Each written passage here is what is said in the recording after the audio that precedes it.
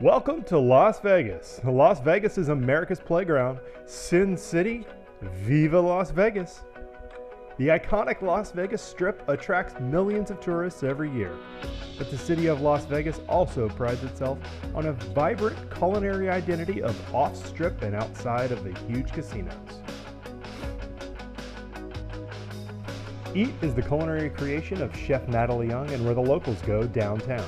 Today I'm having brunch with my good friend Robin Leach. Robin is a writer, journalist, television personality, and most notably known as the iconic host of Lifestyles of the Rich and Famous. I'm Ben Vaughn, and this is The Breakfast Show. Ben, How are you? I'll turn off my phone. Phones at tables are rude anyway. But, you know, in our profession, you live with them. You do. You die without them. You know, it's interesting to come downtown. Yeah. And my first thought as I drove down Carson Street, wow, look at all the new eateries. Do we have too many eateries? Are we getting like our showrooms and we don't have enough backsides to fit into chairs in restaurants? Yeah, I think it's overfed quickly. Downtown is there. I heard about a couple of places closing. Where did you come from? I came here from New York 15 years ago. In '99, I started here, and Thank you so much. Can you need a few more minutes on the menu? What's the? I can recommend this cookie. I'm gonna. I'm gonna. What's the thing? Like the breakfast thing? Most recommended dish. Yeah, yeah. Try the truffled egg sandwich. That looks awesome. Done. Yeah? Yes. Awesome. What about you? You gonna try some of my breakfast? No. Okay, that'll work. Anything else for you? No, that's it. I'll get that right. Thanks. So you moved from New York, which is Came from New York, came to Vegas. It was about the same time that Sheldon Adelson was building the Venetian. okay. Steve Wynn wanted to build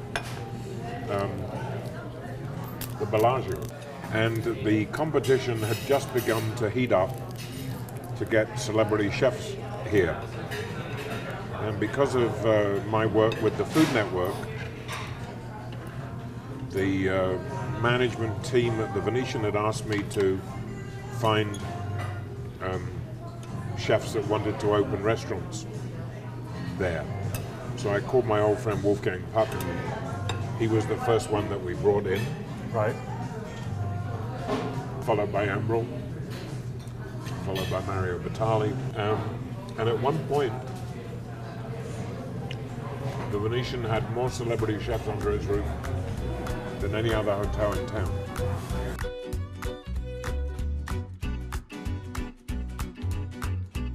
What about breakfast for you? I want to get back to Leon, but what do you do? What do you do for breakfast? What's the? What is breakfast I'm like? a good boy. The Okay. day must start with a cup of tea, English tea, of course. Okay. And normally I start with a nutritional bar. I find it very satisfying for early in the morning. Cool. I started putting on a little too much weight around the tummy. And so I looked around for something that would be just as enjoyable,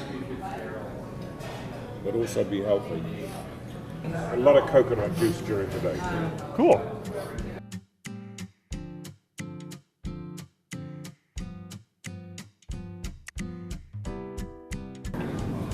You know, I asked for one cookie. I've got 4, I know. but I will tell you A something. lot of raspberry A lot coulis. of raspberry. I think Is it a it's, cookie or a biscuit? It's, I think it's a southern biscuit, Looks nice. but it's very tasty. Good. Lifestyles, you dreamed that up? That was basically my creation. It came about because of a row with the senior producer at Entertainment Tonight. He wanted to do serious stories with actors in Hollywood who wanted to do Shakespeare in Britain and stretch their talents. What? And so I would say, first of all, there's only a handful of actors in Hollywood that can stretch doing Shakespeare in Britain. And nobody on television. And people are far more interested in seeing, a blonde starlet taking a bubble bath Sure. in a luxury home than they are worrying about toilet trouble, boil and bubble, from Macbeth and the Three Witches. I knew at that point that we had divergent opinions, and as it turned out, I was right, he was wrong. Nice. As it turned out, he was asked to leave Entertainment Tonight, and I had talked to the person who'd had the original idea for Entertainment Tonight, and said, I have this new idea called Lifestyles, and he just said one thing to me. He said, can you get rich people to do what you get famous people to do? And I said, yes, without even stopping to think, well, T. Boone Pickens would not be jumping in the hot tub. Right. It never occurred to me that would be difficult. Right. And because I didn't know any rich people. And we did 4 2-hour specials. And after the second special, the ratings were so incredible. I'm sure they were blockbuster ratings. What does that number look like? What is that? That number is unheard of today. Like millions. We had 28 ratings. No disrespect to Oprah, but she doesn't get a 3 today. And the first special was brilliantly received by the public and slaughtered by the critics. Huh. Critics killed this show. They said this was disgusting, it was rude, it was, how dare television peek into people's private lives like this. This has never been done before. It's the first reality show you're talking, you're describing it. We were the very first reality show. And I look at now at the Kardashians and see, That's such a shit show. how they show absolutely everything. Everything. Yes. Including, Yes. the lack of underwear. Right. Are you all finished? No, I'm enjoying it. Still working the cookie.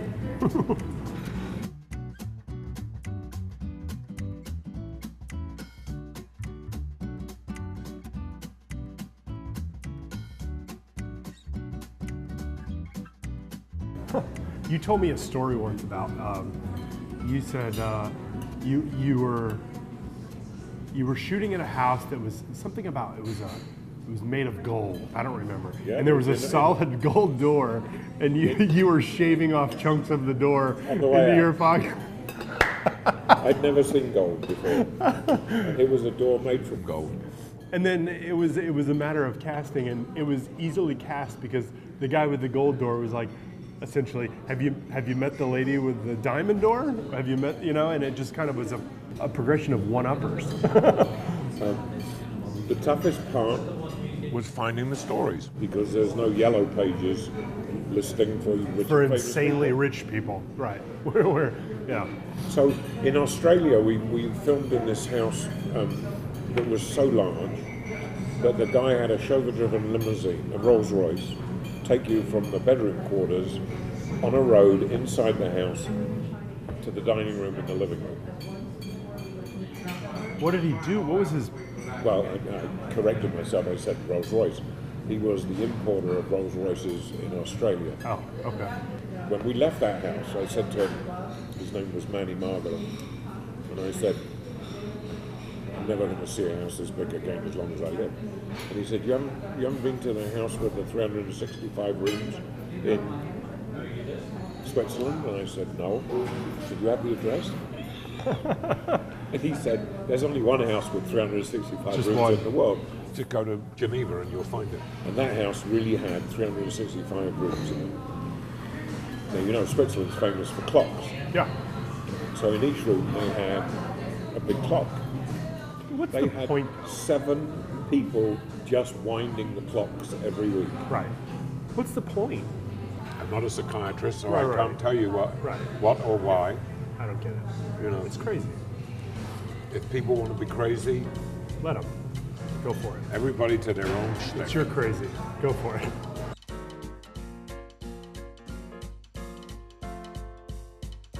We had, one of the things that we had a spin-off show called Runaway, Yeah. where we took famous people off to really luxury vacation places. Why? Just to see them out of their element, or? No, it was nobody'd done a travel show on television up until that point, and I didn't want to be the guide for it. I wanted the star to be the guide. That's smart. So it would be Sophia Loren's role. But sometimes we had to take people from LA, from the TV and movie business. Remember 2 amusing stories. Actually, 3 amusing stories.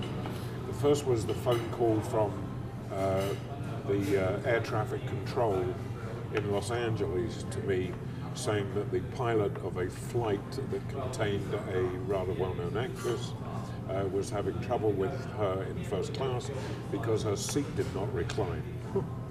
And she wanted the plane to turn around, and she wanted a new plane. Okay. And I said, just tell her you're turning around and keep going.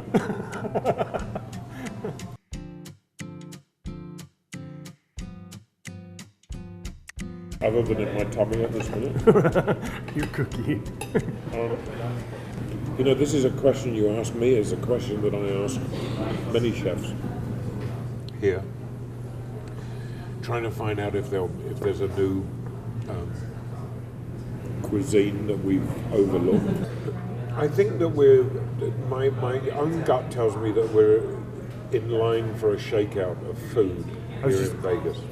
This worry I have of too many restaurants and not enough bums in seats. Too many restaurants that are the same.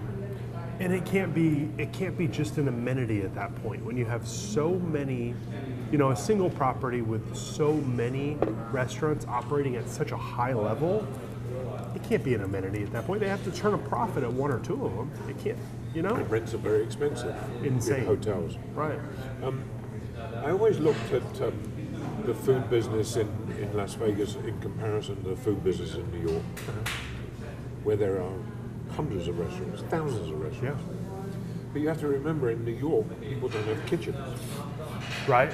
They have tiny, tiny cooking arrangements. Very tiny. So the tendency is in America, in New York, is that most people eat out 5, 6, Often. or even 7 times a week. Right. Here, you've got your 41 million visitors a year who will eat out every night. Every when they're meal. here. Right. So you have your convention people during the week, and you have your tourists during the weekends. So you've got 41 million diners between the Strip and downtown, Right. guaranteed to eat out. Unfortunately, a majority of those will eat in food courts, Yeah. which to me is bad food. Yes. They save up for one good meal so that they can say they ate with Wolfgang, they ate with Right. Mario, they Right. ate with Emerald. So that's the value of celebrity chef. They put butts in seats. Yes, Yeah. absolutely. And let's face it, they're on television for a reason. Yeah. They've got charisma, they've Yeah. got personality, and People they make yeah. good food. Right. Thanks for having breakfast with me. It's great to see you. And you. Cheers.